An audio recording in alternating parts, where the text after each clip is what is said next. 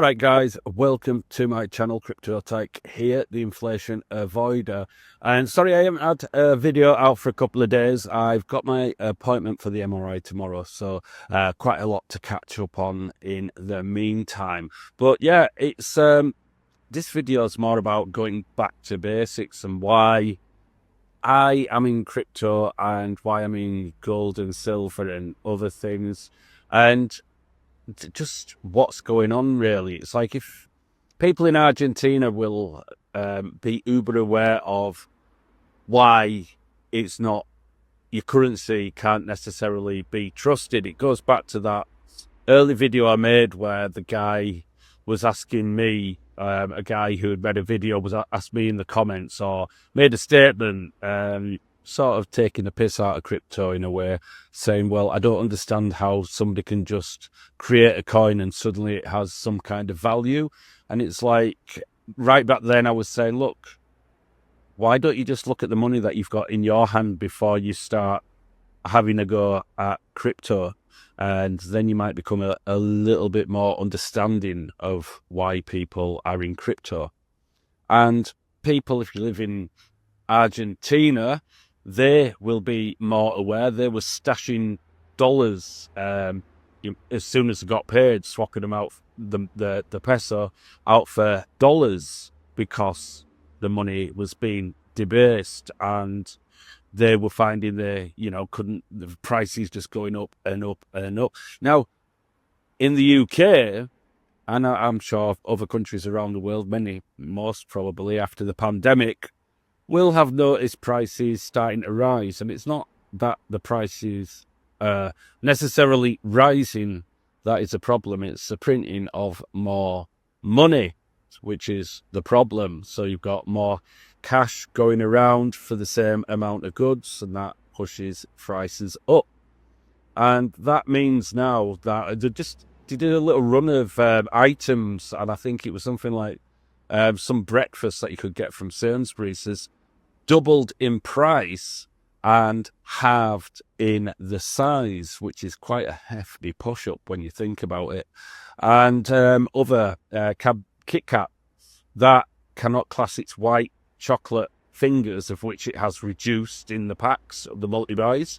And also it can't call itself a chocolate bar anymore or something like that, because of the cocoa that's used inside it has been reduced to below 20%. So the quality that we're getting for our money is being slightly taken away as well, it's worth pointing out.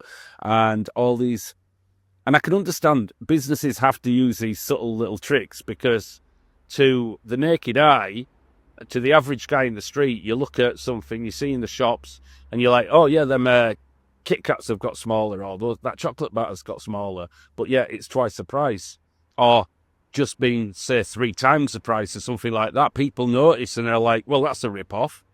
And they feel like it's that one company that's ripping you off, whereas what's happening is, I mean, I know it from having to sort out price rises for my partner's business and talking about that.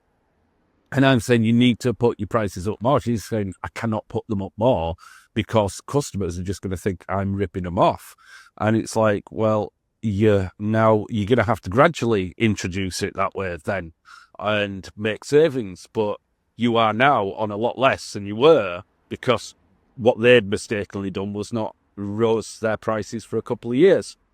And that was my point. It's like, now you've got really behind, and you either significantly put your prices up to just be even with what you were on before, or you're taking the loss. You're charging less than you were before, really, and you're doing the same amount of work, and it's a lot of work that they do. So my point to it all is, it's why I'm in all these different things is because. And more people, if you're in Argentina, you probably realise it better than most now, that, yes, your money, you can't trust it. You can't trust it to be debased. You can't trust that. And inflation is, bad over here. It's not on the scale as that of Argentina, obviously, but it's still money being stolen from you. or buying power being stolen from you all the time. So how do you fix that? Well, you get your money out of the bank and you buy assets that are going to appreciate over time, or at least stay the same. Gold is kind of a mixture of, the price of gold stays pretty much the same over time, but it's currency that gets watered down, and that's why the price goes up. So it's a good hedge against inflation, basically. And yes, there has been some buying pressure, and recently the selling at the top that went on, which saw prices go down. But over the long term, you're better off having your money in assets. So if you've got any lying around, what the last thing you want, and this is why it harks back to this guy who's a 9-to-5 kind of working guy, and he's like waiting for his pension, and he's wanting to pay off his mortgage early and sell, and then put his money in a bank, and it's like, yeah, don't save in a bank. That's a really bad thing to do. You're looking at money as money. You're not understanding the value fully. And the value is a key point. So what the trick is with me is get it out of the pound, get it into something else, some of it with an eye on hopefully making a lot more money on top of what I would, but others set aside just to stop it going down in value while I'm saving it.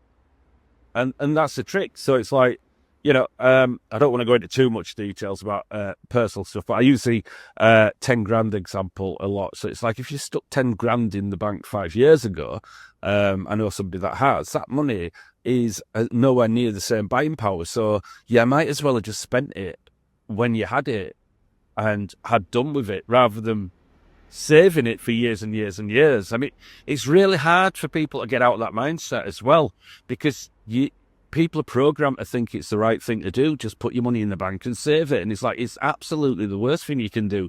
Get it in assets, get it out of your currency and into assets, or make it work for you. Do not leave it sitting around, because it may still say £10,000 at the end, or when you come to spend it, whenever that is, to buy something with it, but it'll sure as hell not buy you anywhere near what it would have bought you if you'd have just spent it at the time. So that's the trick, really, and that's all it's about. It's going back to basics. I'm keeping my money out of the bank and in assets, so that way I know, and I can already see the money working for me, which is great. It's good to be able to check that, because when you have a bank account, the bank account doesn't say, well, you've technically lost this much money by leaving it sat around.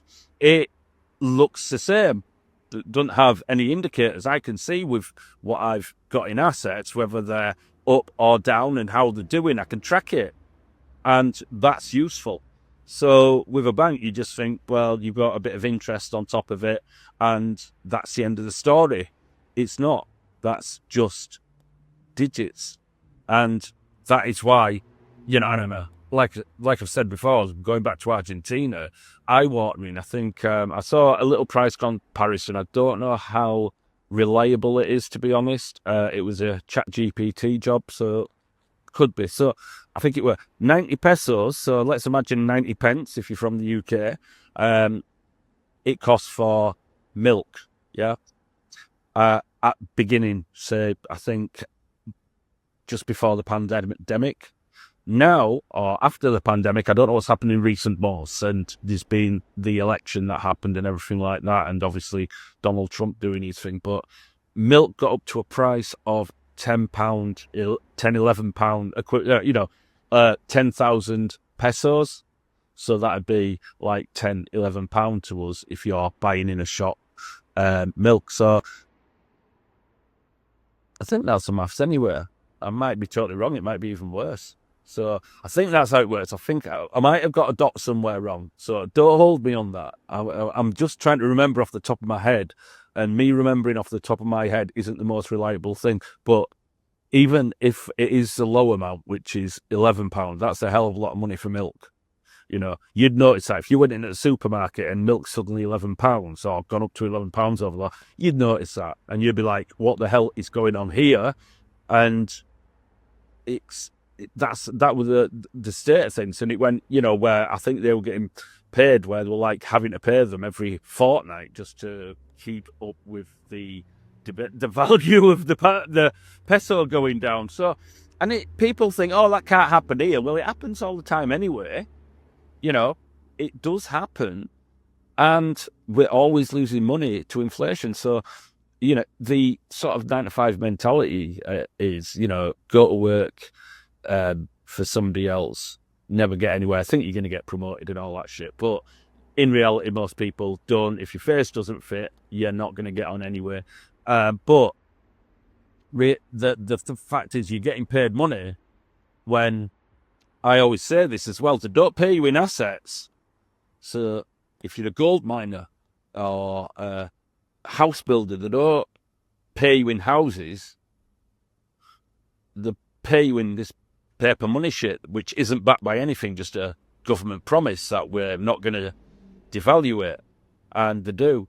So the rich people, the people who have real wealth, well, them houses that are built by people who get paid money, paper money that's worthless, well, they know to keep hold of the assets, which is the house that's built, the gold, the silver, whatever.